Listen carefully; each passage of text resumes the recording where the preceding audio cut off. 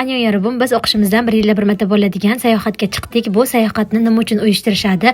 Universitetlarda bunaqangi sayohatlar juda ham ko'p. Aynan bu sayohat 1 yilda bir marta bo'lgani sababi o'qituvchi va o'quvchi bir-birini yaqindan tushunishi va bir-birini o'rganishi, xarakterini o'rganishi uchun ham aynan shunaqangi programmalar ishlab chiqilar ekan. Bizga bu programma hammasi tekinga tushdi. Avtobus o'qishimiz tomonidan, mana bu villalar ham o'qishimiz tomonidan, chiroyli joylar hammasi o'qishimiz tomonidan tekinga bizga berildi.